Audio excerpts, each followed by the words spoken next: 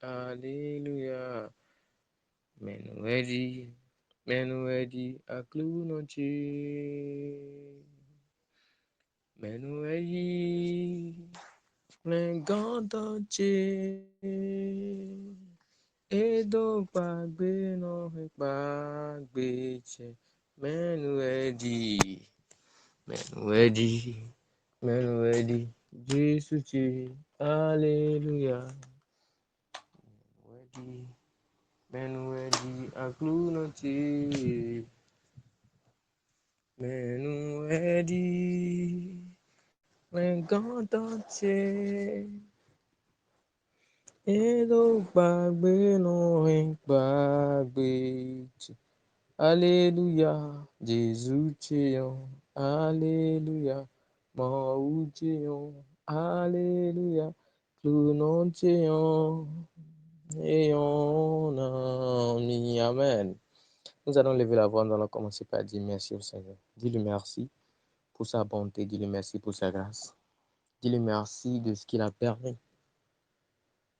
Que tu aies la vie, dis-lui merci de ce qu'il a permis.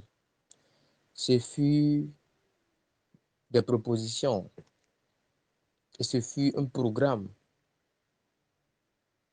Aujourd'hui, c'est une réalité et voici le dernier jour. C'est une grâce, c'est une grâce.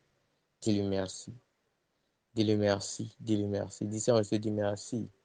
Dis merci au Seigneur pour tout ce qu'il a fait dans ta vie courant la journée, pour les enseignements que tu as écoutés, pour tout ce que tu as entendu, pour la manière dont le Seigneur t'a instruit, pour la manière dont le Seigneur t'a gardé, pour la manière dont le Seigneur t'a protégé. Ce n'est pas un mérite, c'est une grâce. Dis-lui merci. Ce n'est pas un mérite, mais c'est un don de la part de Dieu. Dis-lui merci. Ce n'est pas un mérite. Ce n'est pas un mérite. Personne ne mérite rien de sa part. Il fait le don gratuitement. Il nous fait le don de toutes choses. Tu vas lui dire maintenant merci pour tout ce que tu as entendu. Pour tout ce que tu as entendu depuis le premier jour jusqu'hier. Tout ce que tu as entendu. Le plus que le Seigneur a apporté à ta vie au cours de ce séminaire, dis-lui merci. Dis-lui merci. Dis-lui merci. Dis-lui merci. Dis à ma Père, je te dis merci. Le Dieu d'amour, le Dieu de bonté, je te dis merci.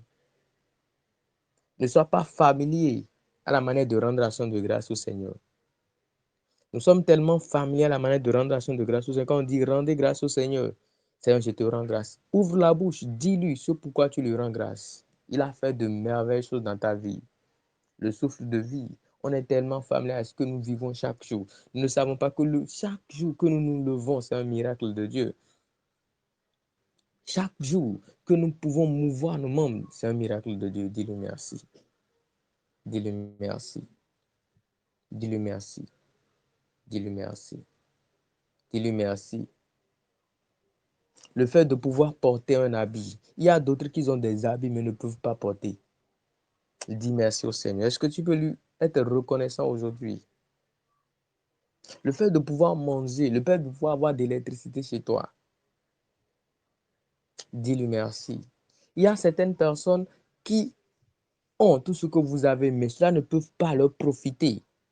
Mais une chose est que vous les avez et que cela vous profite. Dis merci au Seigneur. Dis merci au Seigneur. Dis, Père, je te dis merci. Je suis reconnaissant. Je viens exprimer ma reconnaissance. Je viens exprimer ma reconnaissance. Je viens exprimer ma reconnaissance. La dernière fois, j'ai su que c'est vraiment important de dire merci au Seigneur dans chaque chose. Il y a quelque chose que je n'avais pas pendant plus de 3 semaines. Mais après, quand j'ai eu la chose, ce pourquoi j'ai eu la chose, ça ne pouvait plus me servir. Parce que ce que je devais utiliser pour que ça me serve, la chose ne marchait également plus. Je parle comme ça juste pour que vous compreniez que vous pouvez avoir ce que vous avez tant cherché, mais que cela ne vous profite pas finalement. Pour que chaque chose que vous avez vous profite. C'est une grâce de Dieu. Et si vous voyez que les membres que vous avez vous profitent, les gens ont les membres sur leur corps, mais ne peuvent pas utiliser leurs pieds pour pouvoir marcher, ne peuvent pas se servir de leurs mains pour pouvoir toucher quelque chose, ne peuvent pas se servir de leur bouche pour pouvoir parler, pour pouvoir dire, Seigneur, je te dis merci. Mais si tu as ta bouche, ouvre ta bouche, dis-lui merci. Éternel, oui. Éternel, oui. Ite non oui, o Jésus tché. Yenan dogbe non oui, nan pa gigo non oui. Ite non oui, o clou non tché. Ite non oui. Ite non oui. Ite non oui, on est ganto tché. Yenan dogbe non oui, nan pa gigo non oui. Éternellement, oui, au clou entier. Dis-lui merci. Dis merci à Jésus. Dis-lui merci. Dis-lui merci.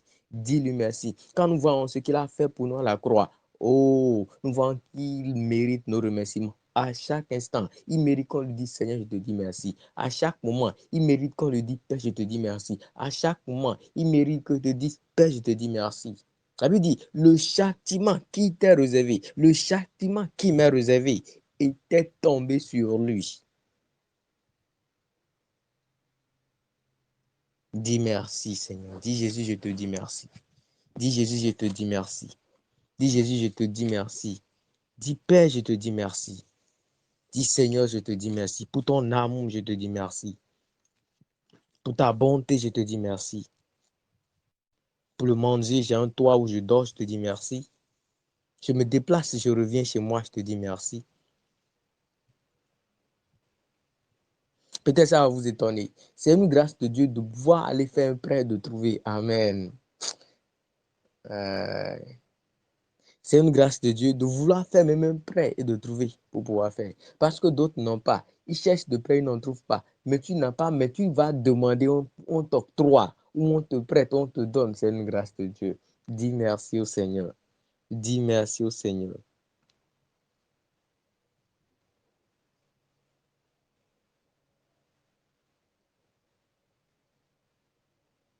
La Bible dit, cependant, cependant, cependant, Isaïe 53, le verset 4, cependant, ce sont nos souffrances qu'il a portées.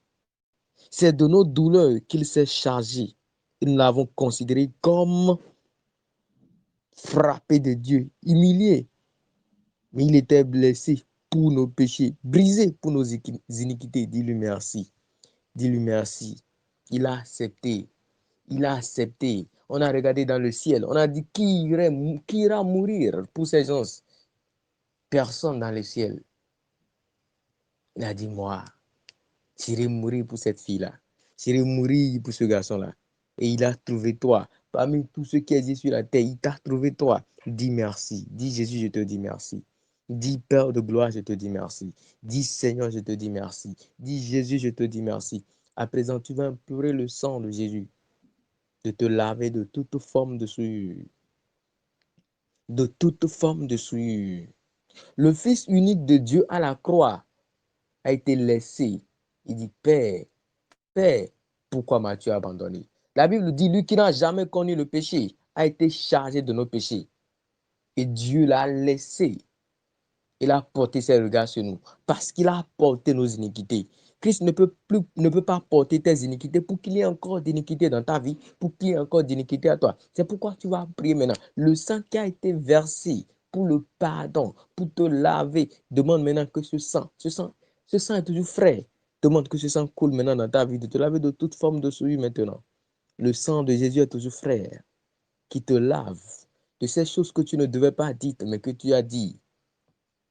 De ces choses que tu ne devais pas toucher, mais que tu as touché. De ces pensées qui t'ont traversé maintes et plusieurs fois, qui ne rendent pas gloire à son nom. Demande qui te lave d'une tête de ces pensées, qui te lave de ces pensées, qui te purifie de ces pensées.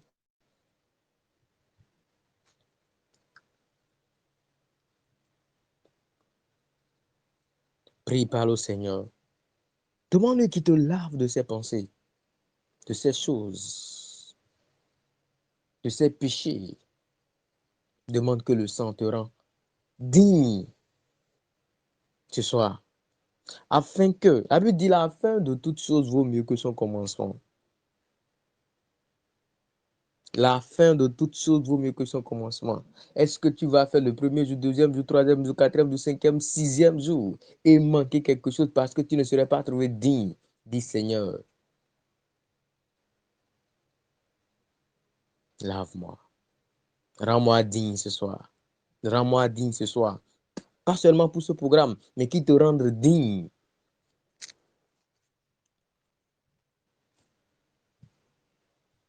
Demande le sang de Jésus. Demande le sang de Jésus. Demande le sang de Jésus. Demande le sang de Jésus. Demande le sang de Jésus. Maintenant, tu vas prier, tu vas demander que le Saint-Esprit prenne le contrôle de tout. Que le Saint-Esprit prenne contrôle de tout. Que le Saint-Esprit prenne contrôle de tout. La parole de Dieu dit, le Seigneur Jésus-Christ même a dit, il dit, vous ne pourrez rien faire sans moi. Amen. Il dit, nous ne pouvons rien faire sans lui. Donc, pour pouvoir prier, en dehors de lui, nous ne pouvons même pas prier. Pour pouvoir parler, pour pouvoir exhorter, enseigner, dire quelque chose, en dehors de son esprit, nous ne pouvons rien dire. C'est pourquoi il a dit, quand il partirait, il ne nous laisserait pas orphelins. Il envoie le consolateur, il envoie l'admirable conseil, il envoyerait le Saint-Esprit. Il enverrait le Saint-Esprit qui allait nous conduire dans toute la vérité. Dis Saint-Esprit, nous sommes là ce soir, viens nous conduire. Nous savons que tu es là parce que le Père t'a envoyé. Jésus t'a envoyé, tu es là. Maintenant, nous te laissons le devant contre toutes choses ce soir au nom de Jésus-Christ. Nous bannissons la chair, la connaissance humaine, l'intelligence humaine. Et nous voulons que tu prennes le contrôle, que tu nous enseignes. Il sait ce qui convient à ton cœur. Il sait ce qu'il manque à ton cœur. Il sait cette chose, cette parole qui va rester dans ta vie pour changer ta vie, pour transformer ta vie. Moi, je ne sais pas. Tu ne sais pas la parole qu'il faut pour moi. Mais lui, il connaît toutes choses. Demande-lui de prendre contrôle de toutes choses ce soir.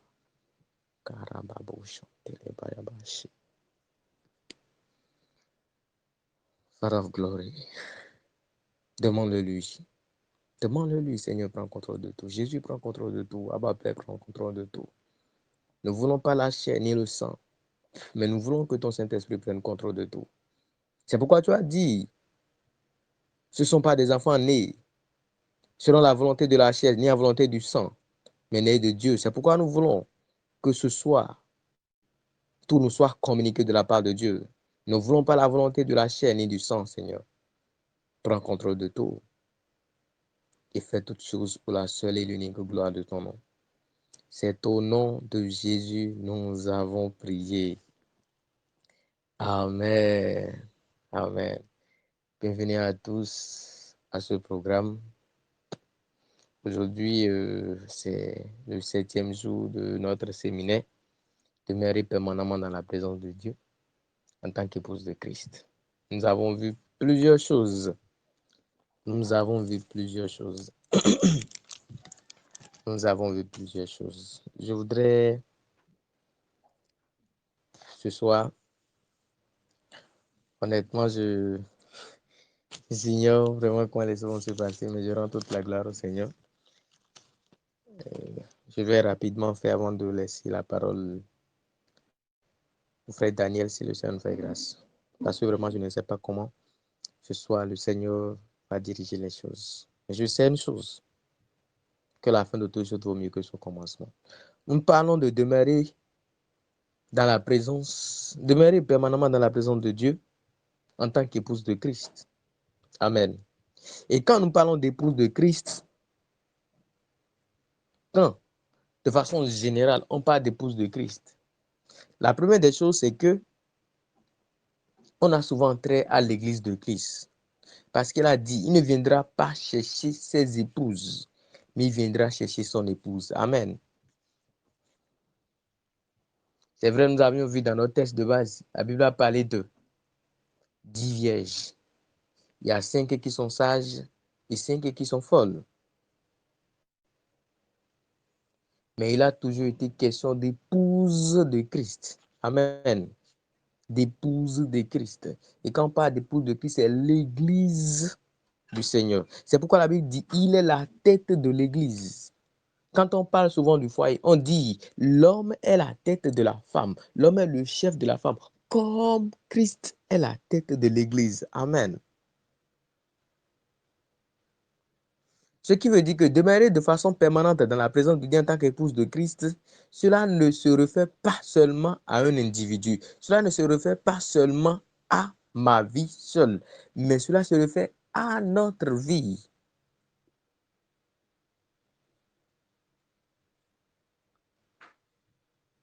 Donc, ce n'est pas une manière de dire je vis ma vie. Non.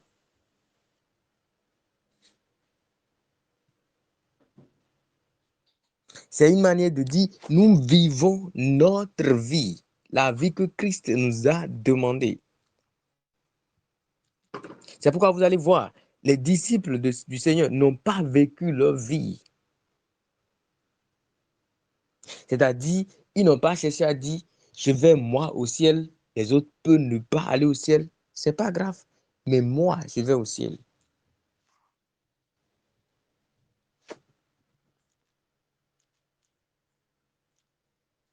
Ils n'ont pas vécu cette vie. Ils n'ont pas vécu leur sainteté de la manière à ce que ils n'ont pas vécu leur vie de la manière à ce que eux seuls puissent aller au ciel pour que les autres ratent le ciel. En tant qu'épouse de Christ, en tant que disciple, en tant qu'épouse, vraiment, je vais parler d'épouse, en tant qu'épouse de Christ, ils n'ont pas vécu leur vie pour que seulement eux seuls pensent à leur sainteté et ne pensent pas à la sainteté de leurs frères.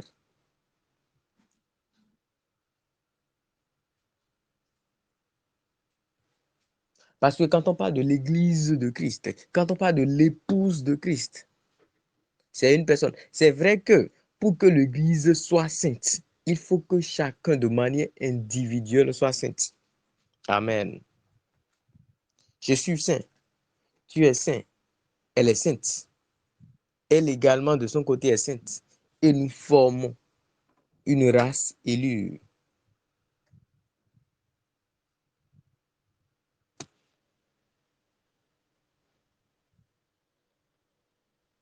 Une race des saints. C'est pourquoi on dit dans l'assemblée des saints.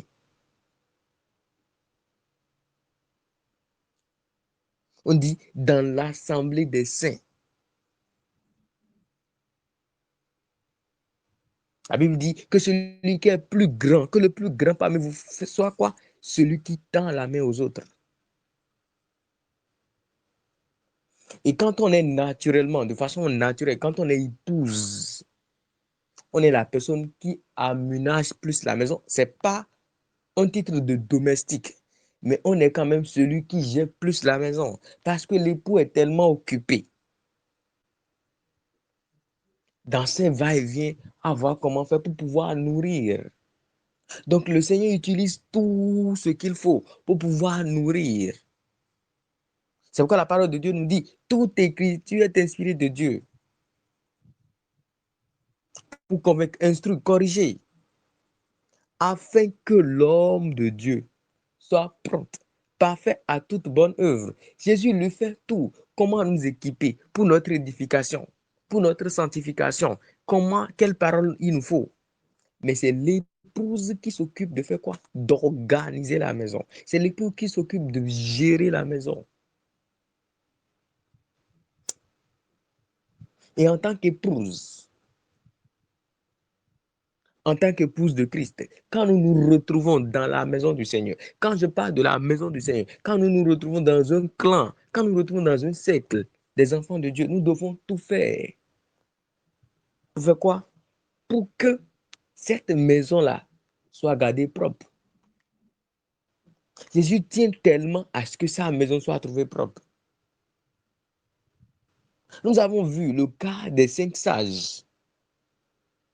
Ce n'est pas quand l'époux vient maintenant, ils vont commencer par dire, il faut que j'aille payer de l'huile. Non, non, non, non. Ils savaient que l'époux allait venir. Et c'est quand l'époux serait là maintenant, il faut que je m'occupe de l'époux.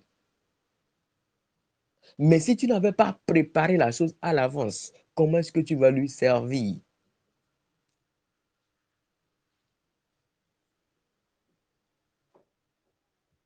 Parce que quoi? Quand l'époux va venir, il faut que tu l'accueilles. Bonne arrivée, bienvenue. Voilà comment j'ai fait ceci, j'ai fait cela, j'ai fait ceci. Bien fait, tu as fait ceci. Vraiment, la journée, il va commencer. Mais s'il vient, il voit que, bon, tel il a laissé la maison, tout ce qu'il a envoyé, tout ce qu'il a pourvu pour ton édification, tu as pris.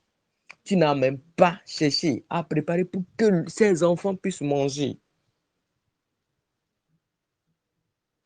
Tout ce que le Seigneur te donne, tu n'as pas non seulement préparé toi-même, tu as mangé. Et quand tu as mangé, tu n'as pas donné aux enfants de manger.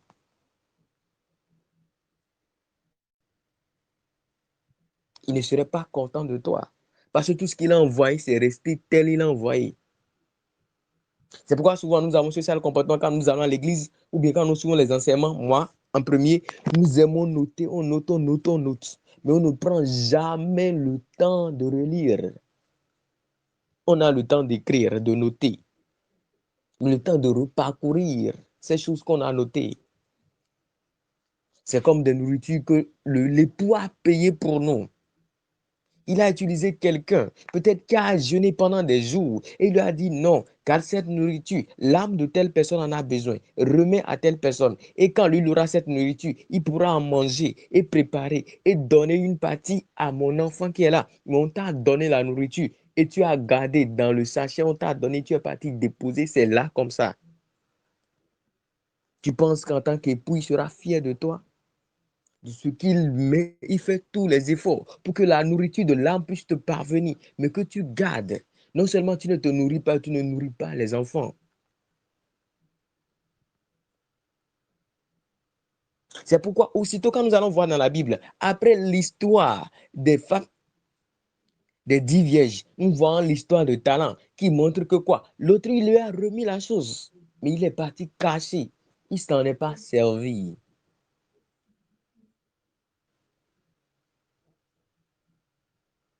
Donc, il est important en tant qu'épouse de Christ. Nous entretenons quoi? Sa maison.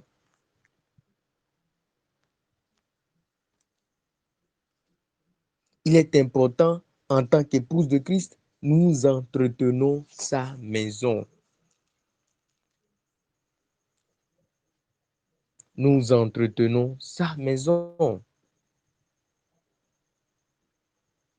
Dans le livre de 2 Pierre 3, le verset 9, la Bible dit, le Seigneur ne tarde pas dans l'accomplissement de sa promesse, comme quelques-uns le croient, mais il use de patience envers vous, ne voulant qu'aucun périsse, mais voulant que tous arrivent à la repentance. Le Seigneur attend que les gens soient sauvés. Le Seigneur attend qu'au travers de ta vie, que des âmes soient gagnées. Mais non, c'est à cause de que ces âmes soient gagnées. C'est que ces âmes soient gagnées. Que ces âmes soient gagnées. Que ces âmes soient gagnées. La nourriture est là. Prépare, mange. Quand tu vas préparer, quand l'autre va entendre l'odeur, il viendra toquer à ta porte pour demander à manger. Parce que quand il va voir ta vie, il va se questionner. Mais comment ta vie est comme ça? C'est parce que je mange telle nourriture. C'est pourquoi je suis en bonne santé comme ça. Et qui te donne la nourriture? C'est mon époux qui me donne la nourriture. Et tu vas lui parler de ton époux merveilleux.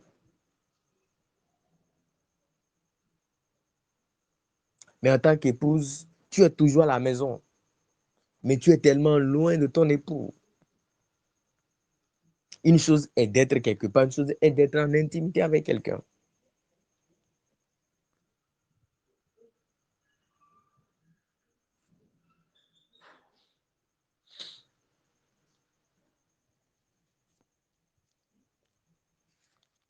Donc, en tant qu'épouse,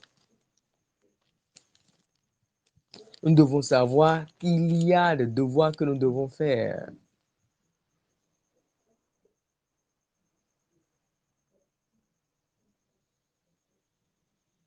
Si c'était seulement à cause d'une seule personne,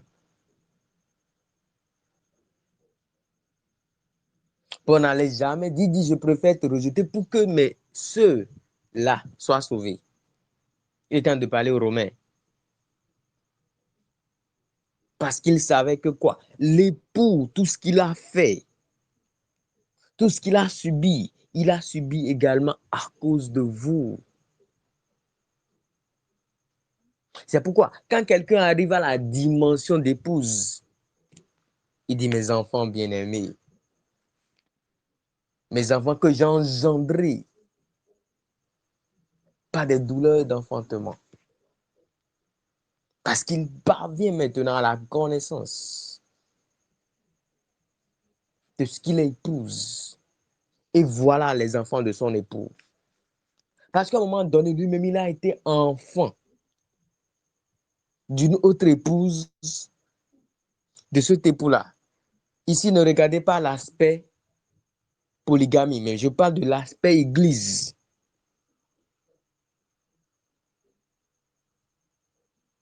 Je parle de l'aspect le corps du Christ. C'est là, vous allez voir, quand vous allez sur la douche, ce sont vos mains qui lavent vos pieds. Et quand vous allez voir que les pieds finissent d'être lavés par la main, que vous avez pris la main pour laver tout le corps, c'est les pieds qui amènent la main et tout le reste de la douche dans la chambre. Donc, à un moment donné, quelqu'un a été utilisé pour que quoi? Toi, tu puisses être enfanté.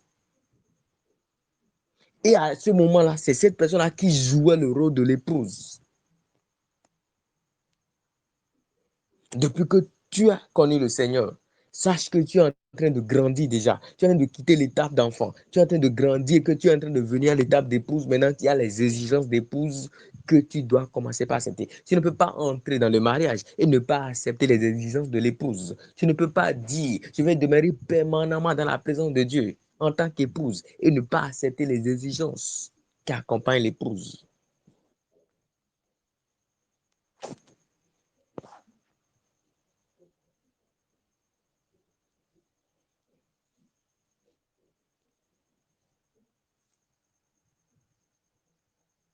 Donc ce soir, nous allons voir les quelques exigences que le Seigneur demande à son épouse, à l'Église, au corps du Christ.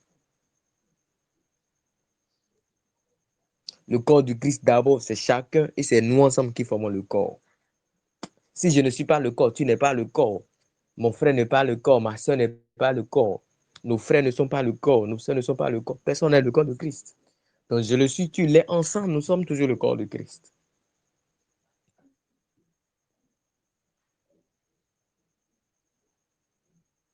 Dans le livre d'Apocalypse 2,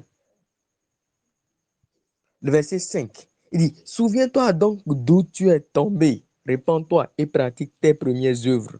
Sinon, je reviendrai à toi et j'ôterai ton chandelier de sa place, à moins que tu ne te répandes. Amen. En tant qu'épouse, souviens-toi de tes devoirs, de ce que tu dois faire. Il dit, le verset de David dit, je connais tes œuvres, ton travail, ta persévérance. Je sais que tu ne supportes pas les méchants, que tu as éprouvé ceux qui se disent apôtres et ne le sont pas, et que tu les as trouvés menteurs. Regardez tout ce qu'il a dit. Mais il a dit quelque chose dans le verset 5. C'est sur ça. Nous sommes en train de parler des exigences. Nous sommes pas en train de parler de l'être que le Seigneur envoie. Nous sommes en train de parler seulement des exigences. Le chapitre de le verset 5 dit, souviens-toi donc d'où tu es tombé en tant qu'épouse. Il va falloir que tu te questionnes. Qu'est-ce que je n'ai pas fait?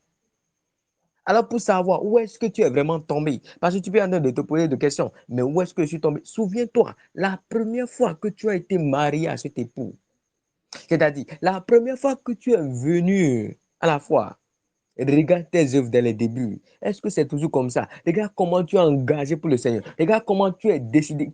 Tu avais la décision de faire les choses du Seigneur. Regarde comment le feu était en toi. Qu'est-ce qui s'est passé? Souviens-toi donc. Le verset 4. Mais ce que j'ai contre toi, c'est que tu as abandonné ton premier amour. Amen. Tu as abandonné ton premier amour.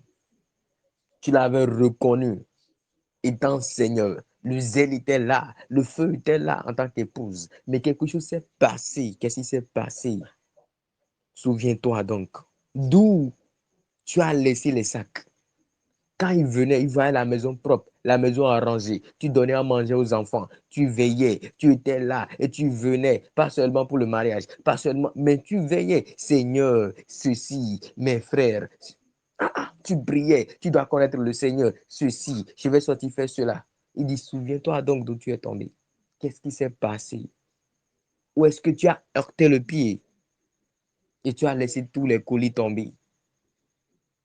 Et tu es venu à la maison. Il y a plusieurs colis qui sont tombés en chemin. Souviens-toi donc. Où est-ce que tu as cogné le pied? C'est là où tu as cogné le pied. Là, c'est là que tu as laissé les colis.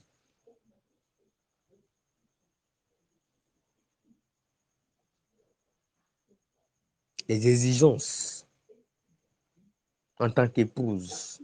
L'amour doit aller de façon croissante et non de façon décroissante.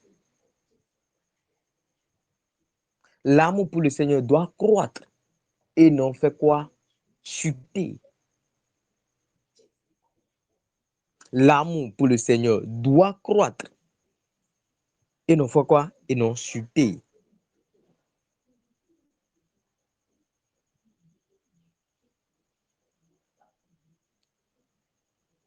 Donc, souviens-toi de ton premier amour.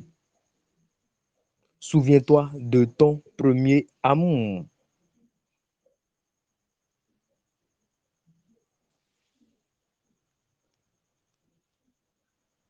Quand nous venons toujours le chapitre 2,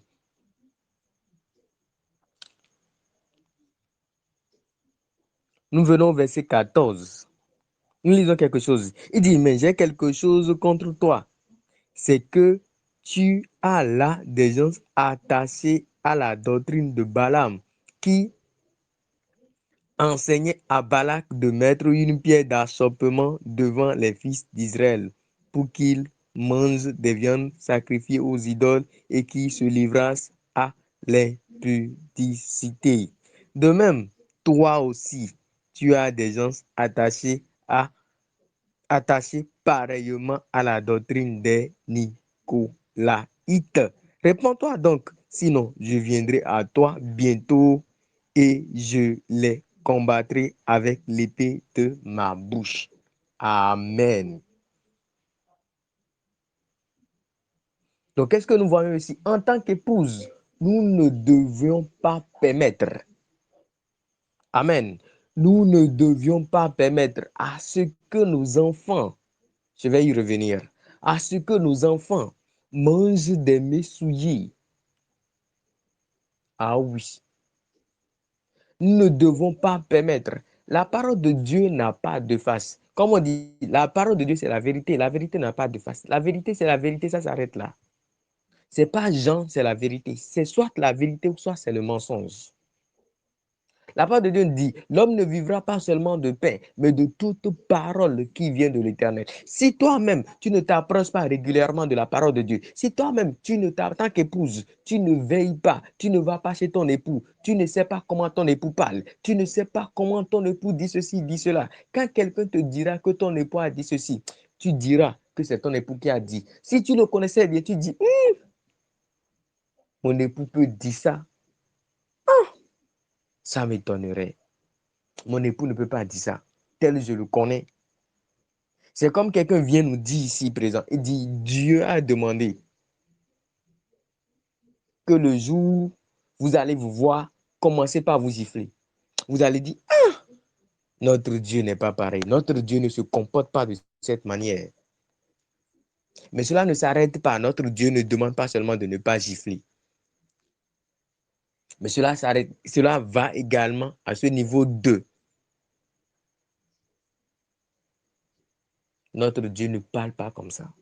Notre Dieu n'enseigne pas cela.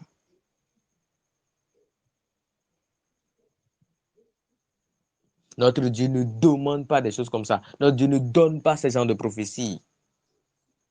Mais comment tu peux savoir si toi-même, tu n'es pas intime avec ton époux? Comment tu peux savoir si toi-même, c'est lorsqu'il y a un programme qui touche la Bible, comment tu peux savoir en tant qu'épouse? Puisque sache une chose, quand tu viendras à l'étape d'épouse, il y a des enfants qui vont naître de toi. Et ces enfants ne doivent pas manger une nourriture souillée. Ces enfants ne doivent pas manger une parole qui n'est pas inspirée de Dieu. C'est pourquoi il dit, vous les enseignants, vous serez traités durement. À un moment donné, chacun de nous devenons des enseignants. À un moment donné, chacun de nous, vous parlez du Seigneur à quelqu'un. À ce moment-là, vous êtes la personne que le Seigneur utilise pour enseigner son cœur. Si vous-même, vous n'êtes pas ancré, vous ne connaissez pas ce qu'il faut au cœur de la personne. C'est le Saint-Esprit qui connaît la chose. Mais si vous n'êtes pas connecté à ce Saint-Esprit, comment vous allez dire ce qu'il faut que cette personne entende?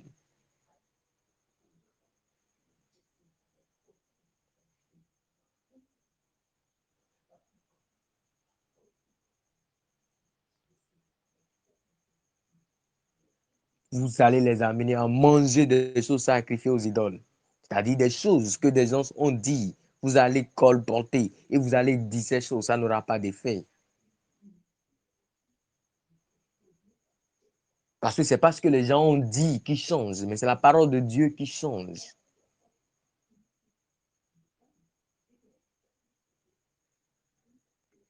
C'est inspiré par l'Esprit de Dieu que les gens ont écrit de la part de Dieu. Donc, c'est ce qui vient de la part de Dieu qui est la parole de Dieu. Et c'est ce que le Seigneur te donne venant de lui-même à cet instant-là, qui est cette parole de Dieu dont cette âme a besoin à ce moment. À un moment donné, en tant qu'épouse, nous allons connaître la maternité.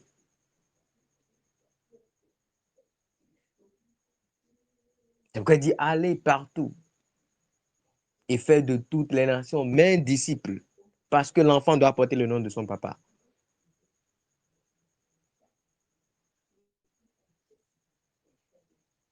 Le Seigneur nous envoie.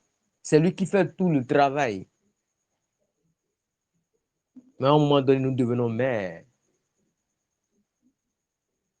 Mais nous devons veiller que ces âmes-là ne mangent pas une nourriture souillée, ce qui n'est pas de Dieu, parce qu'ils doivent avoir la vie de Dieu.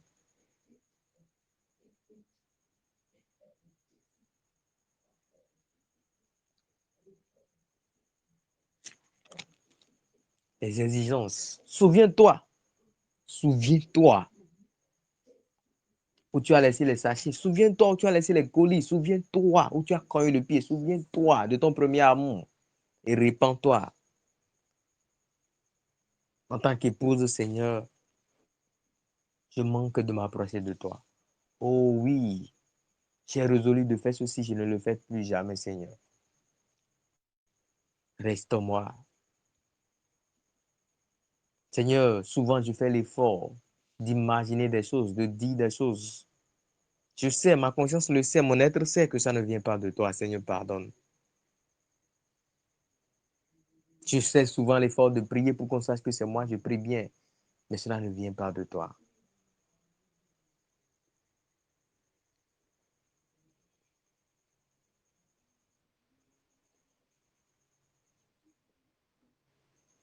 Le verset 20, toujours du chapitre 2 du livre d'Apocalypse. Il dit, mais ce que j'ai contre toi, c'est que tu as laissé la femme Jézabel, qui se dit prophétesse, enseigner et séduire mes serviteurs, pour qu'ils puissent se livrer à l'impudicité et qu'ils mangent des viandes sacrifiées aux idoles. Je lui ai donné du temps afin qu'elle se repentît, et elle ne veut pas se repentir de son impudicité.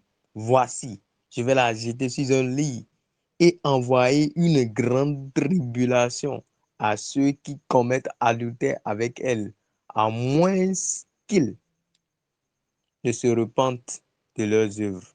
Je les ferai mourir de mort, ces enfants, et toutes les églises connaîtront que je suis celui qui sonde les reins et les cœurs, et je vous rendrai à chacun selon vos œuvres. Amen.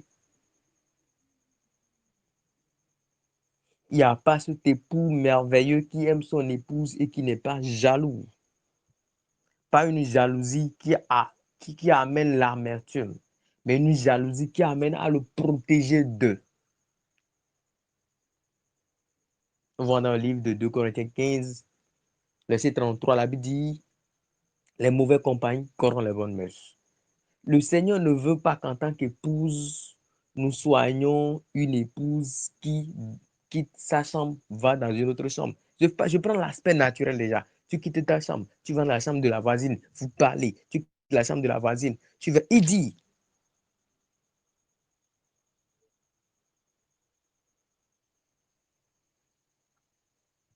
Pourquoi tu as laissé la femme Jézabel? Le Seigneur parle à son épouse. Il demande même pourquoi est-ce qu'il a laissé la femme Jézabel?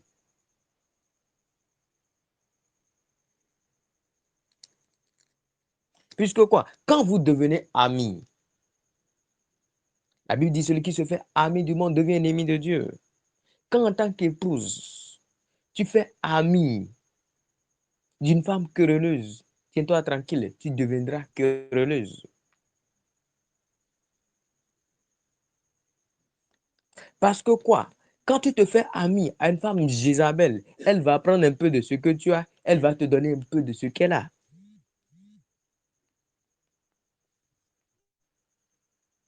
Et c'est un peu de ce qu'elle a qui va corrompre tout ce que toi tu as. Et comme ça, tu ne pourras plus servir ce qui est bien à tes enfants, mais tu leur serviras quelque chose de mauvais. Le Seigneur veille à ce que la nourriture qu'il donne à ses enfants soit quelque chose de pur, de quelque chose de sain. Soyez en paix avec tous. Et la sanctification à laquelle personne ne verra le Seigneur. Il aime les choses sanctifiées.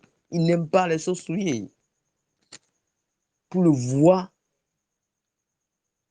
il faut la sanctification, il faut la sainteté. Comment serait-il de manger à sa table?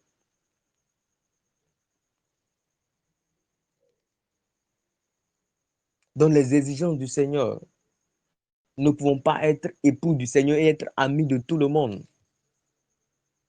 Nous ne pouvons pas être époux du Seigneur et être amis de tout le monde.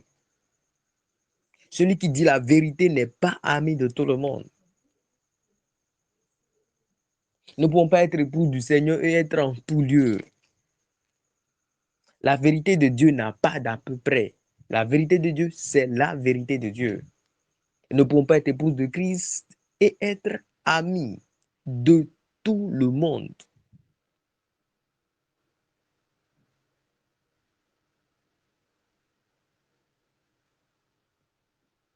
Quel époux aimerait venir à la maison, trouver que son épouse a invité dans sa maison cette femme adultère, cette femme prostituée? Il se dira certainement, cette femme enseigne de mauvaises choses à ma femme.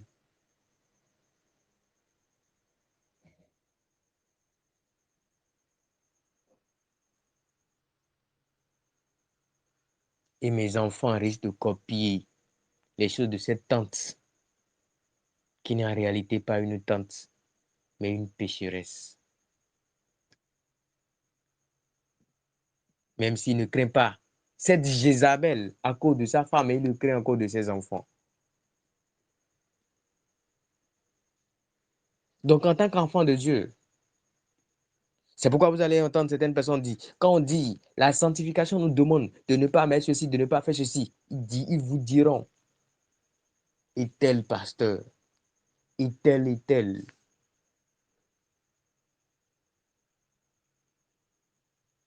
Même si les parents vont échapper, même si les pères vont échapper, les enfants ne vont pas échapper.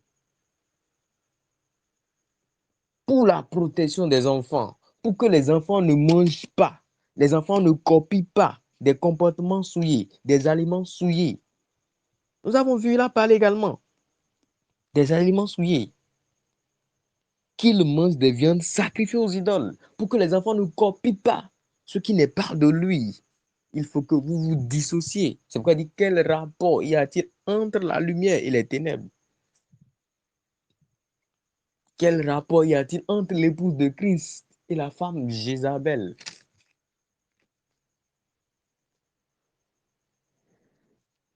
Donc, pour être épouse de Christ, nous ne pouvons pas être amis de tout le monde.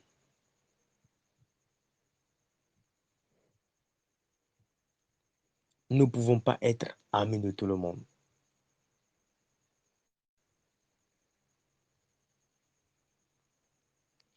Le chapitre 3, le verset 3, le verset 2 d'abord. Il dit, sois vigilant et affermis le reste qui est près de mourir, car je n'ai pas trouvé tes œuvres parfaites devant mon Dieu. Rappelle-toi donc comment tu as reçu, entendu, et garde. Et répands-toi. Si tu ne veilles pas, je viendrai comme un voleur, et tu ne sauras pas à quelle heure je viendrai sur toi.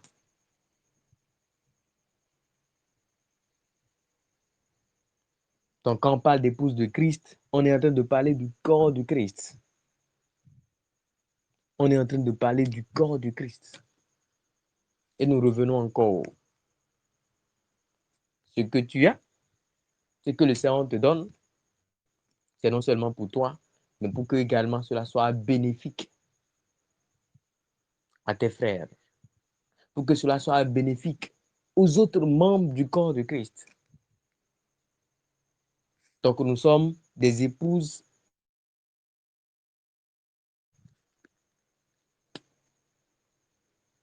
Quand nous sommes seuls, nous sommes épouses. Quand nous sommes ensemble, nous sommes épouses.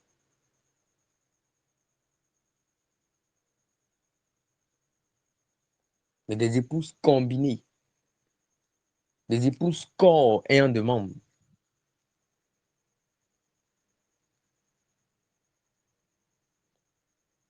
En tant qu'épouse, quand tu es en train de partir et pas inadvertance, ton pied cogne quelque chose, il faut que les yeux permettent à la main de trouver la partie. Est-ce que le sang est ressorti afin de pouvoir en prendre soin?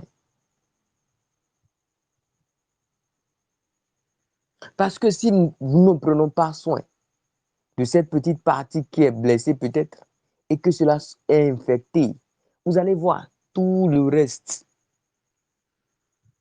Ça va empêcher même à la main qui n'est pas infectée de ne pas être active. Pourquoi? Si le pied est infecté et que le pied ne peut pas marcher, la main va vouloir bien déplacer quelque chose. Qui voit quelque chose veut tomber, mais la main ne peut pas secourir la chose parce que les pieds ne pourraient plus lui permettre d'aller quelque part. En tant qu'épouse, nous ne sommes pas là pour amener nos frères dans le corps du Christ quand nous formons le membre, l'épouse membre à périr, mais l'épouse qui vit de façon permanente dans la présence de Dieu est celui qui soutient également. Donc, c'est l'aspect épouse corps du Christ. C'est comme on dit, si la paix, vous voulez que la paix règne dans un pays, que la paix commence par régner dans les foyers. Un homme de paix rencontre un homme de paix, on sera un quartier de paix. Un quartier voit un autre quartier, on sera des arrondissements, des départements de paix et finalement un pays de paix. Parce qu'il y a la paix dans chaque foyer.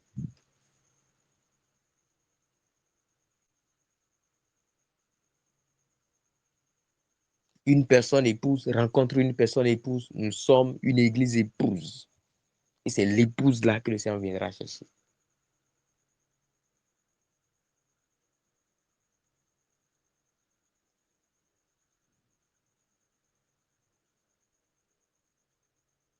Ceci et ce soir, nous voulons juste attirer notre attention sur l'aspect épouse ne s'arrête pas seulement à nous, mais va également dans notre manière de vivre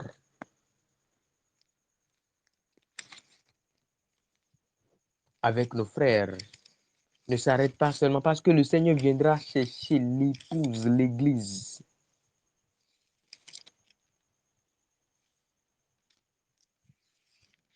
Le Seigneur viendra chercher l'épouse, l'église.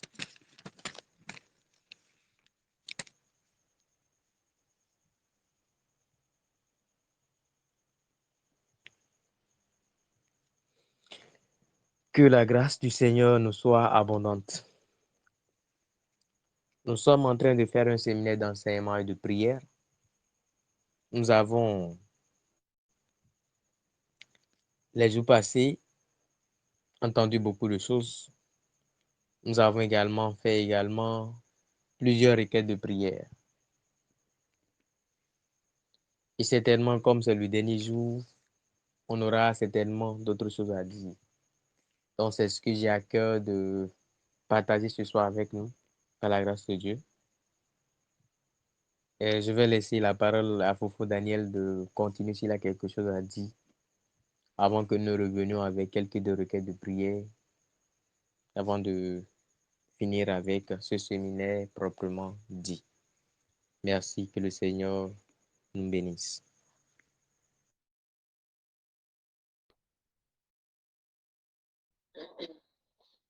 Amen.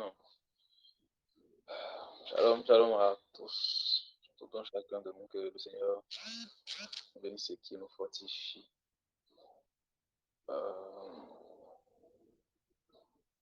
Merci à tous pour le programme.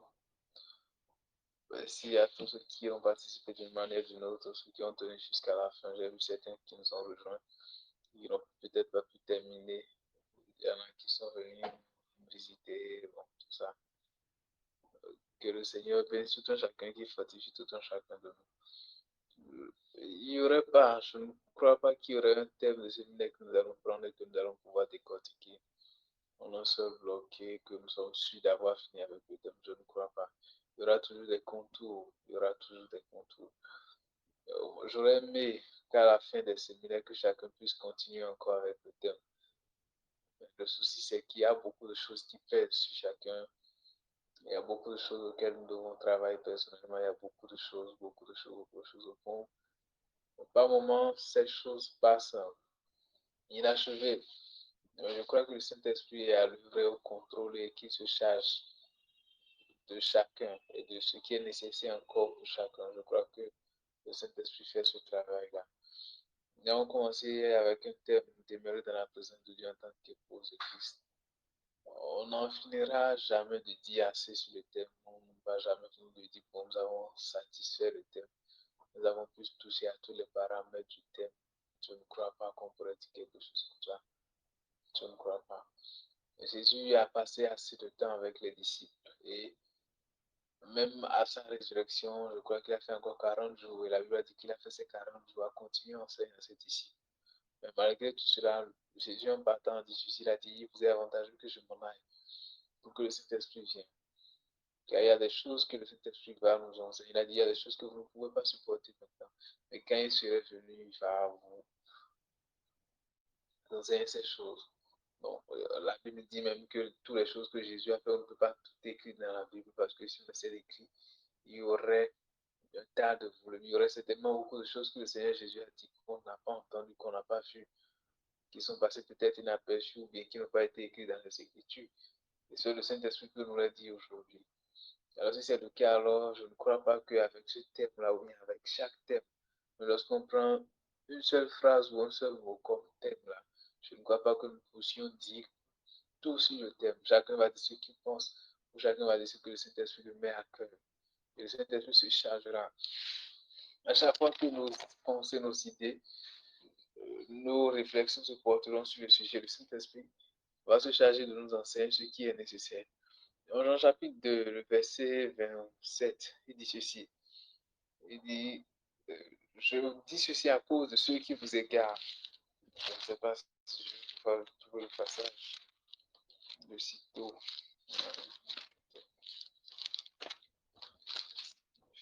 En Jean chapitre 2, à partir du verset 27. À partir même du verset 26, il dit, je vous écris ces choses au sujet de ceux qui vous égarent. Pour vous, l'onction que vous avez reçue de lui demeure en vous. Donc, il parle du Saint-Esprit là, qui demeure en vous. L'onction, naturellement, parce qu'il s'agit de l'onction qui produit les miracles et autres, là, elle repose sur nous. Et quand on parle de l'onction en nous, il s'agit du Saint-Esprit. Il dit, vous n'avez pas besoin qu'on vous enseigne. Ce n'est pas l'onction qui enseigne, c'est le Saint-Esprit qui enseigne. Mais comme son onction vous enseigne toutes choses, et qu'elle est véritable, et qu'elle n'est point un mensonge, demeurez en lui, selon les enseignements qu'elle vous a donné. Ici, Jean atteste le ministère du Saint-Esprit, confie le ministère du Saint-Esprit dans la vie de chacun. Il dit que tout ce que l'Esprit nous enseigne en nous demeure vrai. Moi, j'aime particulièrement ça. Parce que le fait que le Saint-Esprit va t'enseigner beaucoup de choses, à toi seul, de façon précise. Et il a dit, je vous disais à cause de ceux qui vous égarent, autrement dit,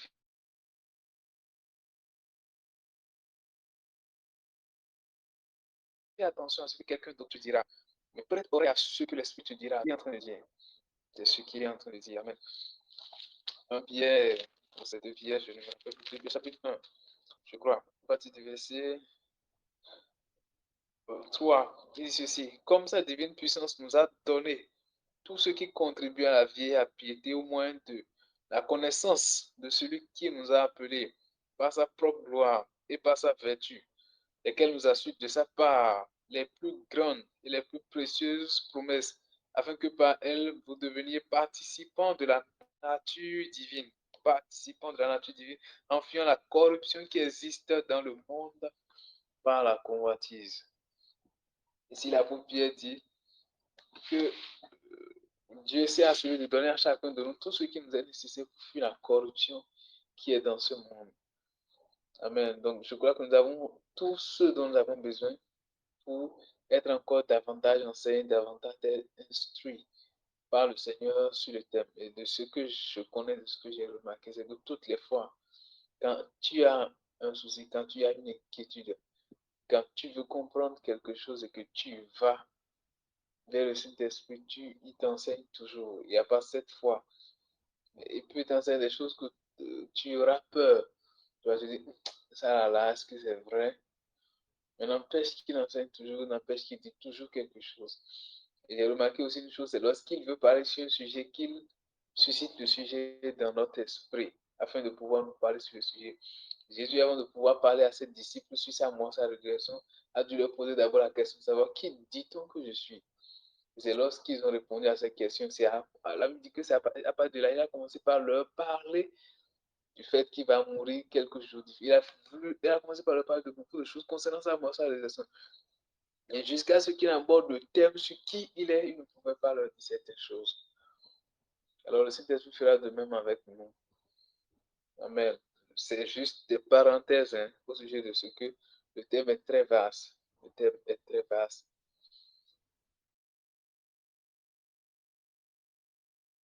Chacun va donc continuer selon la mesure et la grâce que le Saint-Esprit donnera le thème de façon personnelle. Ce que moi j'avais voulu aborder ce soir, ça avait rapport avec 1 Pierre chapitre 3, à partir du verset 1er. 1 Pierre chapitre 3, à partir du verset 1er. Vous savez, le rôle de l'épouse à l'égard de l'époux est vraiment vaste. Et si nous cherchons à savoir quel est le rôle que l'épouse doit jouer à l'égard de son époux, alors nous saurons quel est le rôle que nous devons jouer à l'égard de notre époux.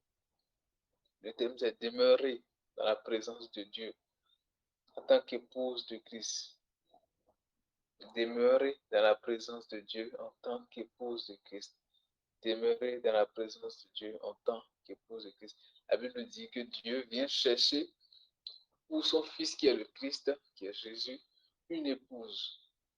Et ici, la Bible dit, par la Bible, notre thème dit de demeurer dans la présence de Dieu. Dieu qui nous prépare en tant qu'épouse de Christ, en tant que le Seigneur Jésus que nous allons marier. Nous avons des responsabilités, nous avons vu tout à l'heure certaines responsabilités que l'épouse a à l'égard de l'époux. Et c'est d'ailleurs, normalement, c'est un thème central que chaque personne qui aspire au mariage doit chercher à connaître, à comprendre d'abord avant d'entrer dans tout ce qui a rapport avec relation. Chercher à savoir c'est quoi ma responsabilité lorsque je suis époux, c'est quoi ma responsabilité lorsque je suis épouse. Et la Bible nous notifie que Christ a pleinement joué sa responsabilité. La Bible dit que Christ prend soin de son Église. Christ joue son devoir à l'égard de son Église, qui est son épouse. Alors nous qui sommes épouses de Christ, qu'est-ce que nous devons faire? L'une des choses que nous devons faire, c'est de nous soumettre à la volonté de notre époux. Avant de se soumettre à la volonté de quelqu'un, il faut d'abord savoir c'est quoi la volonté de la personne, qu'est-ce que la personne veut, avant de pouvoir se soumettre, avant de pouvoir se plier à cette volonté-là. Et c'est un truc central, un truc qui est compliqué, sur lequel je souhaiterais compris beaucoup, connaître la volonté de Dieu. Jésus a dit ceci, je ne fais pas ma volonté, mais je fais la volonté du Père. Je fais la volonté de celui qui m'a envoyé, je fais la volonté de celui à cause de qui je suis arrivé. Et dans l'Apocalypse, je me rappelle plus exactement le verset, il dit, tu n'as pas voulu ni sacrifice, ni quoi là, mais Tu m'as donné une chair, je crois, c'est ce qu'il a dit, et je viens au Père pour faire ta volonté. Je viens pour faire non ma volonté, mais pour faire ta volonté. Je ne viens donc pour faire ce que je veux, je viens pour faire ce que tu veux. Qu'est-ce que tu veux? Qu'est-ce que tu désires? Quel est ton plan? Quel est ton projet lorsque tu m'envoies sur la terre? C'est quoi ce que tu avais tracé comme destin? C'est quoi ce que tu avais écrit? C'est quoi le problème que tu essayais de résoudre lorsque tu as pensé à m'envoyer sur la terre au travers de mes parents? C'est quoi ton plan? C'est quoi ce que tu avais dans la tête? C'est quoi ton imagination? C'est quoi ce qui a suscité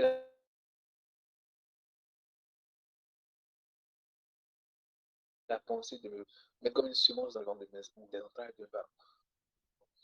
Euh, Dieu voulait que les enfants d'Israël soient délivrés. Et pour ça, il a suscité la naissance de Moïse. Et on avait tout un protocole qui s'est déroulé ce jour-là. C'est dans cette même période qu'on a dit que Pharaon voulait tuer tous les enfants. Ça a été la même scène qui s'est passée au temps de Jésus où Hérode a tué tous les enfants. Toujours des hommes de destinée qui devaient libérer des personnes. Ils devaient libérer un grand et c'est toujours dans cette période-là que quelqu'un se lève pour tuer les gens. Et beaucoup de personnes sont mortes dans cette histoire. Mais quel est le plan? Lorsque tu essayais de m'envoyer sur la terre, quel est le projet que tu avais conçu? Qu'est-ce que tu avais tracé? Jésus a dit, dans le rouleau, il est question de moi. Dans le rouleau du livre, il est question de moi. Ça veut dire, il y a des choses qui sont écrites typiquement à mon sujet. Il y a des choses qui sont tracées que je devais suivre. Il y a des choses que tu as recommandées, bon, pas recommandées, mais il y a des choses que tu avais tracées. Il dit par exemple que Jean était celui qui devait crier dans le désert. C'était celui qui devait frayer le chemin à Christ. Jean a connu la raison pour laquelle il est venu 6 mois en naissance avant Jésus-Christ. Mais il a commencé son ministère un peu plus tôt. Je ne sais pas comment le temps a fait avant que Jésus ne commence son ministère. Elle veut dire que Jean était dans le désert et criait. Jean savait pourquoi. Il avait été envoyé par exemple. Et il a fait la volonté de celui qui l'a envoyé jusqu'à ce qu'il ne rencontre le Messie. Jean a dit ceci, celui qui m'a envoyé m'a dit, celui sur qui tu verras descendre le Saint-Esprit, c'est lui qui baptisera du Saint-Esprit et du feu. Jean a connu qu'il y a quelqu'un qui vient après lui et que cette personne baptisera du Saint-Esprit et du feu. Mais celui qui a envoyé Jean lui a dit, celui sur qui tu vas voir descendre. Autrement, Jean avait pour cousin Jésus, mais n'avait jamais su que c'était Jésus qui était censé être celui-là qui allait venir après lui. Il ne savait jamais, il n'avait jamais su. Et même après que Jean ait su cela, on remarque que quelques temps après, lorsque Jean était en prison, alors il envoie des commissions à Jésus pour lui poser la question, est-ce que tu es vraiment celui qui doit venir ou est-ce que nous devons attendre quelqu'un d'autre? Pourquoi est-ce que je suis arrivé sur la terre? Ou même à cet instant où je veux prendre cette décision, tu savais que ce moment allait arriver dans ma vie, tu savais que cette étape allait arriver dans ma vie, tu savais que cette situation allait arriver. Même si tu ne sais même si ce n'était pas prévu, mais maintenant qu'elle est arrivée, quel est le moyen par lequel tu as choisi pour que je puisse résoudre ce problème? La Bible dit que David a eu une relation avec Bathsheba, cela entraîne une naissance.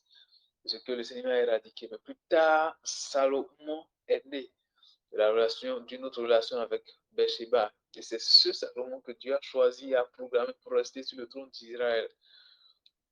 Il a programmé quelqu'un qu'on appelle David. Et c'est pas David qui a décidé de faire rayer toute une génération. Et jusqu'à aujourd'hui, c'est le trône de David qui règne dans le plan spirituel. C'est pas elle que Jésus est venu. Vous imaginez un peu que des années, des milliers d'années avant, le Seigneur décide, bon, pas le Seigneur décide, un plan envoie un monsieur dans un pays de Moab et cet homme meurt là-bas. Et c'est après la mort de cet homme que quelqu'un doit quitter de là-bas, celle qui devait porter, celle qui devait être ailleurs de notre Seigneur Jésus qu'on appelle Ruth. Il devait quitter Moab et rejoindre le peuple d'Israël des années après. Et bien avant ça, oui, bien avant ça, vous imaginez qu'il a fallu qu'il y ait une situation qui s'est créée tout autour de Jéricho, ou qu'il y a des personnes qui doivent aller détruire Jéricho. Ils n'allaient pas pour prendre possession de la ville. Je ne sais pas qu'est-ce qu'ils ont fait d'extraordinaire, je ne sais pas s'ils ont pillé la ville, je ne sais pas. Mais on sait que Jéricho est tombé et qu'ils sont rentrés, ils ont dévoué la ville pas interdite. Je ne sais pas si tout ce qui est dans la ville a été détruit, mais une seule personne avait ça, sa famille a été sauvée, Rahab. Et c'est cette Rahab-là qui devient ancêtre de notre Seigneur Jésus. Cette Rahab a marié plus tard un autre. Et qu'est-ce qui s'est passé de façon particulière? Qu'est-ce qu'ils étaient allés faire de façon particulière, de façon typique?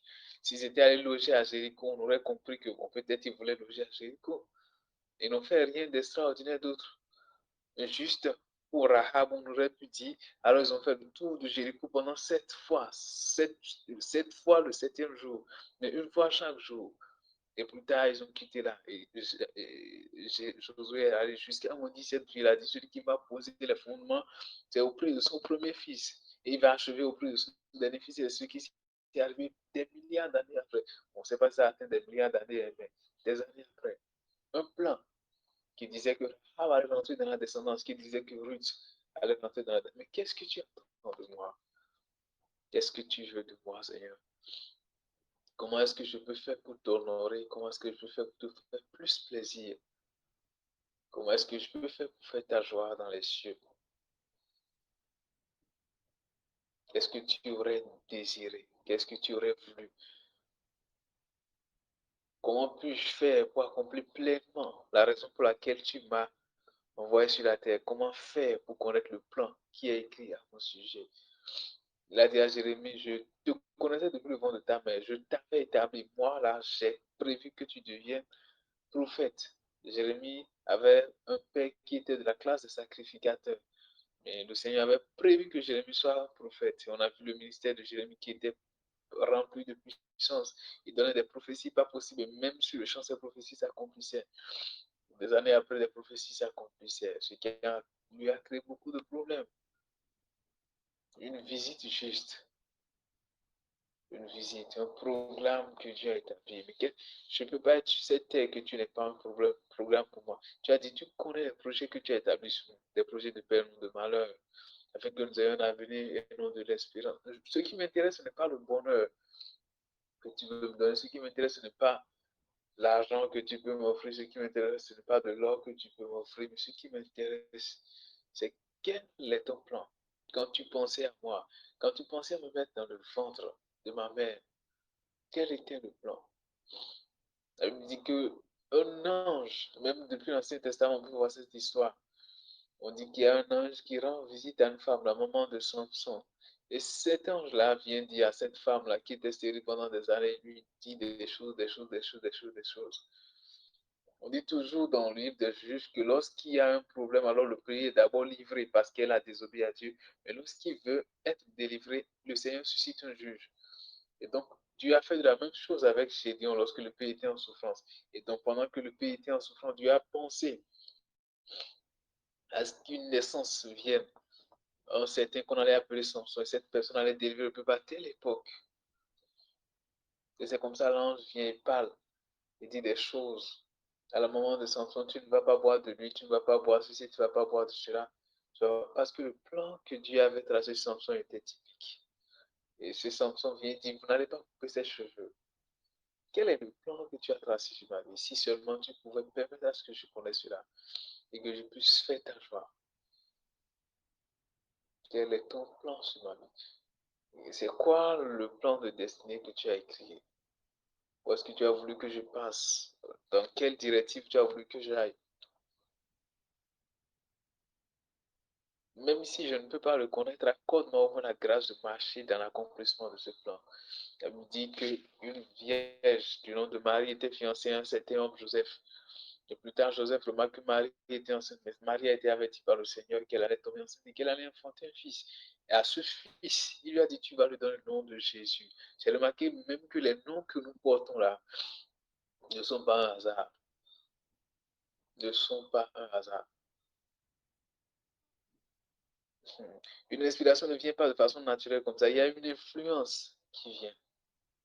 Et puis l'ange a peut-être soufflé dans le ventre, pas dans le ventre, à l'oreille de mon père, à l'oreille de ma mère, ou peut-être à l'oreille de la sage-femme, telle chose. Et c'est ce qu'ils ont écrit sur mon jugement. Parce que ce nom devait être le nom que j'allais porter peut-être, je ne sais pas. C'est quoi le plan que tu as établi? Qu'est-ce qui te ferait plaisir? Je souhaiterais que tu me donnes constamment cette grâce-là, de passer du temps à prier, à prier, pour que tu me conduises en toutes choses, dans ta volonté, dans ta décision, dans tes voies, dans tes plans, dans tes directives, dans tes orientations.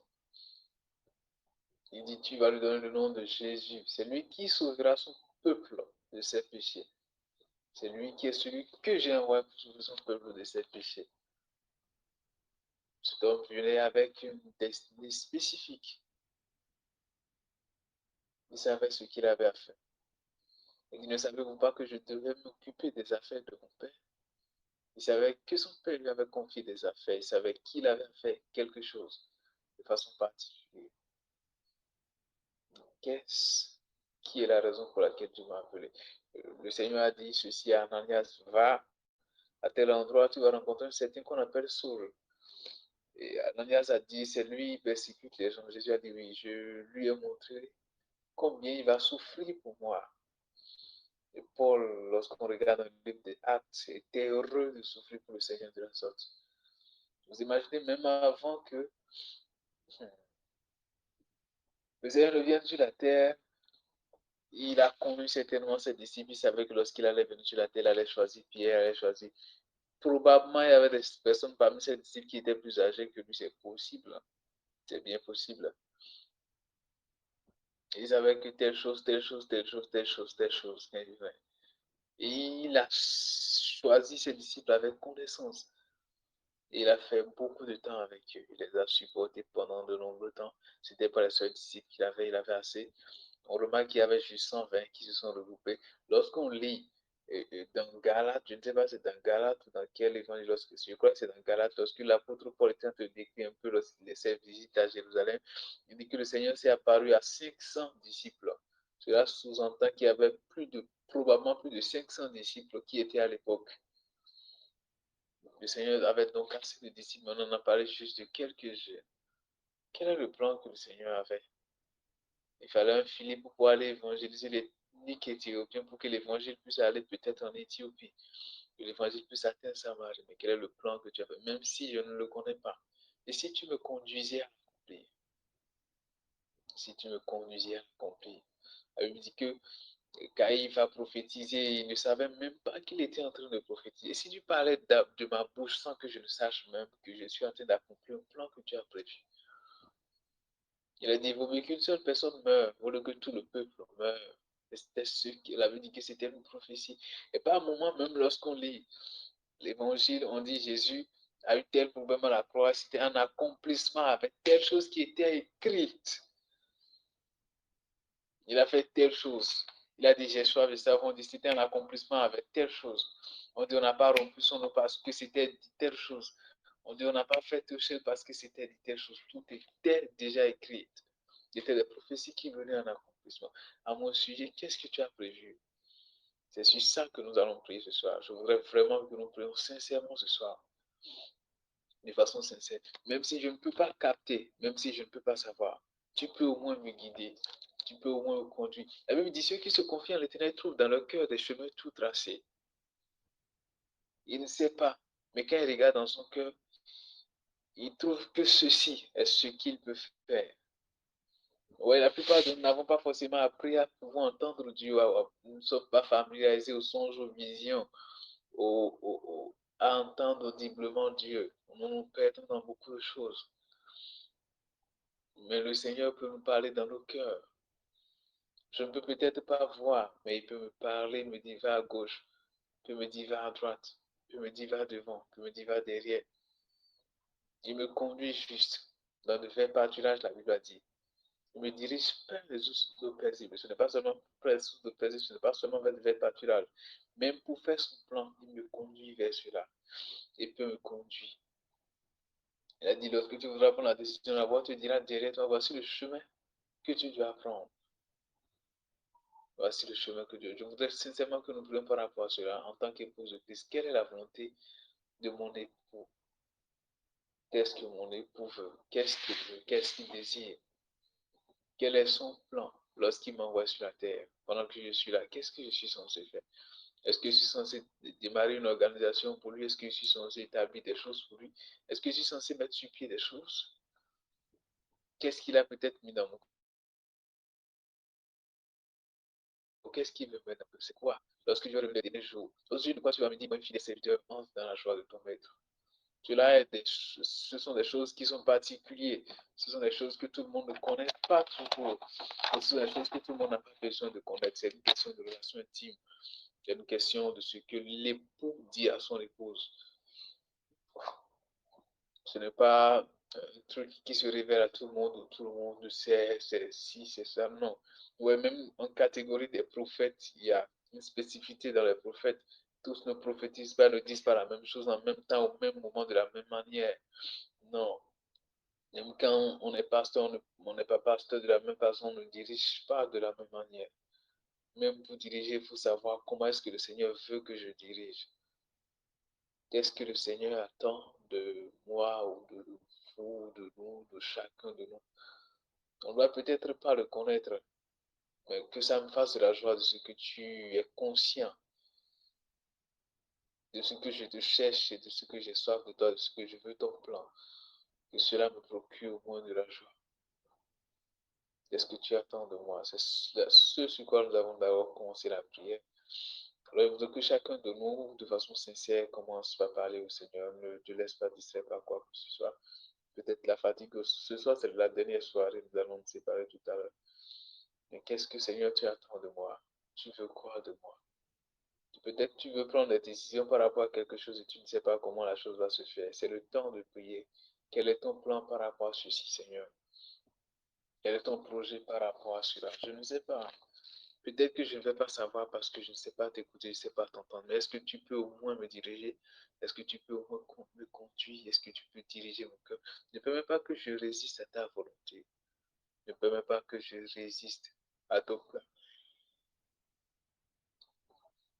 Ne permets pas que je résiste à ton projet. La Bible dit dans 1 Pierre 3, toi, dit, femmes, soyez soumises à vos maris. Soyez soumises. Donc, je dois être soumis à la volonté du Seigneur. Quel est ton plan, Seigneur? Quel est ton projet sur ma vie? Qu'est-ce que tu veux? Même quand tu parles du choix du conjoint, qu'est-ce que tu attends de moi? Quel est ton plan, Seigneur? Je ne connais pas. Je ne sais pas. Je ne veux pas passer encore du temps à me promener dans des conneries. Je ne veux pas, Seigneur. Quel est ton plan? Quelle est ta décision? Est-ce que tu veux que je travaille? Tu veux que je travaille par rapport à quoi? Tu veux que je fasse quoi de mon argent? Ce que je veux gagner, qu'est-ce que tu veux que je fasse? Est-ce que tu veux me le mettre à cœur, Seigneur? Avec qui est-ce que tu veux que je marche? Avec qui est-ce que tu veux que je travaille? Sur quoi tu veux que je travaille? Dans quoi tu veux que je travaille? Pas forcément le travail personnel que j'ai, mais peut-être dans ta maison, pas forcément à l'église, mais dans la société. Est-ce que tu voudrais que je monte des posters, des affiches que je vais publier, je vais partager? Est-ce que tu veux que je monte des brochures? Qu'est-ce que tu veux que je fasse? Est-ce que tu désirais que j'aille parler à quelqu'un? Est-ce que tu désirais que je sois ami avec quelqu'un? Comment tu voudrais que je vive avec les gens de ma société? Quelle est ta décision? Quel est ton plan? Quelle est ta volonté, Seigneur? Où est-ce que tu veux que je sois demain? Où est-ce que tu veux que je sois à chaque instant de ma vie? Quelle est ta directive? Quelle est ta décision, Seigneur? Je ne sais pas, je n'arrive pas à connaître, je n'arrive pas à prendre. J'ai du mal à te recevoir, Seigneur, je te supplie. Même si je ne t'entends pas, parle au moins à mon cœur, Seigneur. Parle au moins à mon cœur, ne me laisse pas le choix. Parle à mon cœur, ne permets pas que ma chair, mes volontés personnelles, ma pensée, plus prenne le dessus, je te supplie, mais permets que je connaisse. Même si je n'entends pas, Seigneur, me dirige mes pas au moins. Conduis mes pas, je te supplie. Conduis mes pas, Saint-Esprit. Conduis mes pas, je te supplie. Conduis mes pas dans ta miséricorde. Conduis mes pas dans ta grâce.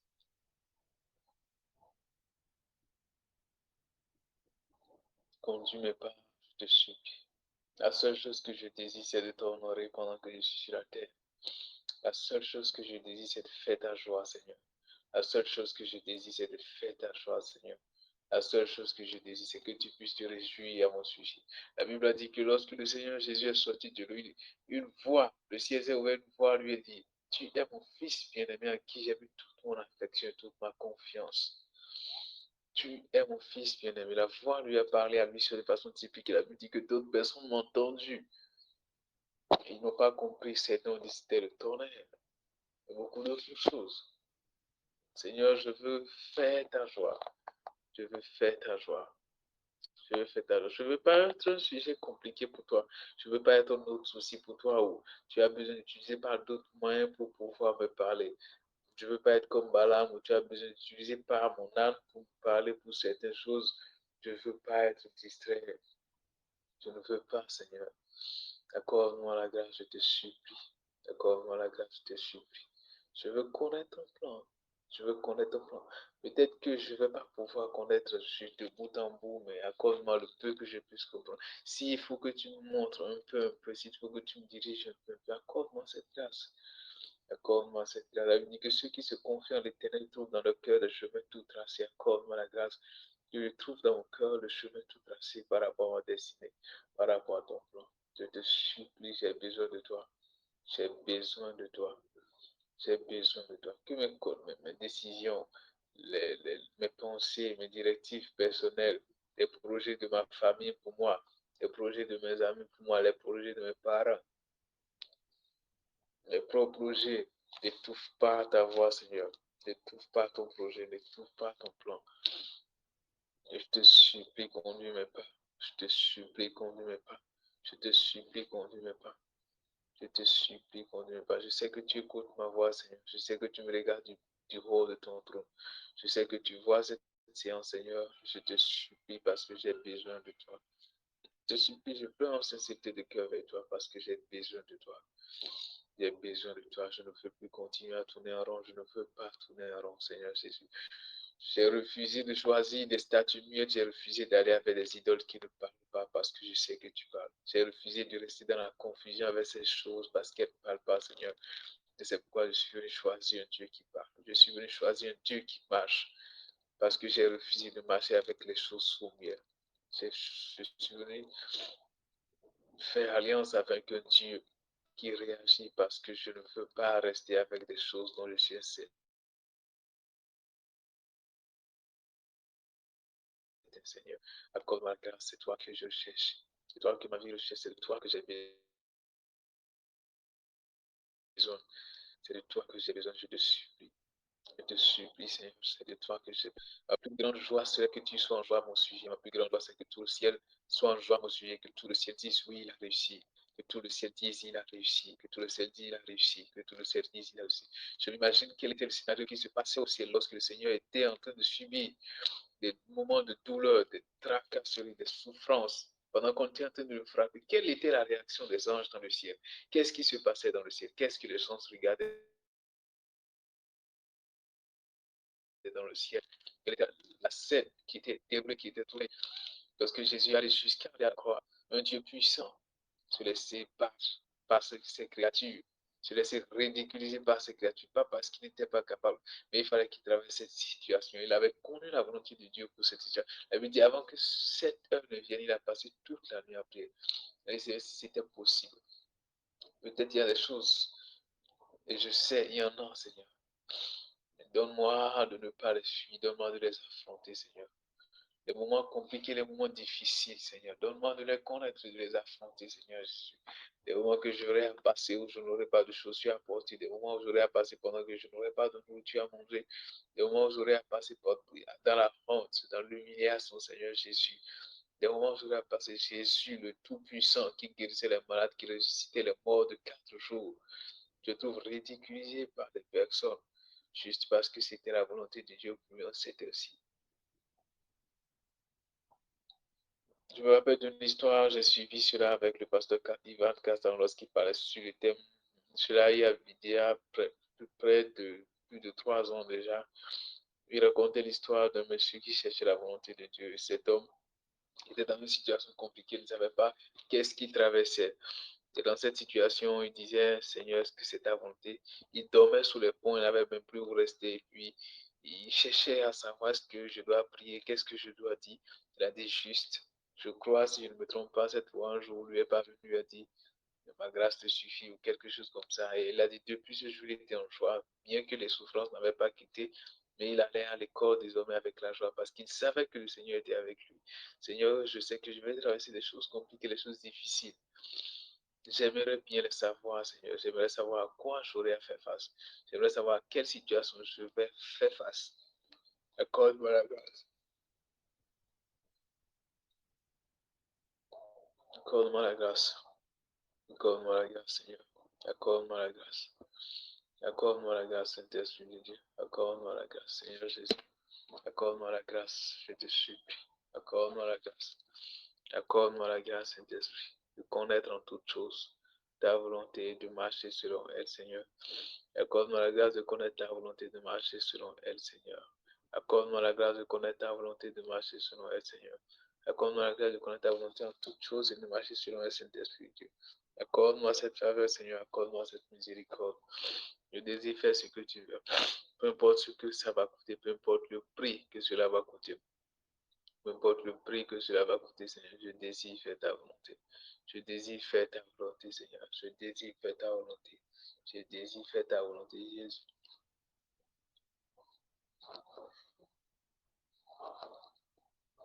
Fais-moi grâce, Saint-Esprit. Fais-moi grâce, Saint-Esprit. Fais-moi grâce, Saint-Esprit. Fais-moi grâce, Saint-Esprit. Fais-moi grâce, Saint-Esprit. Nous allons certainement continuer cette prière de façon personnelle, chacun chez soi. Et on continue cette prière de façon personnelle, chacun chez soi.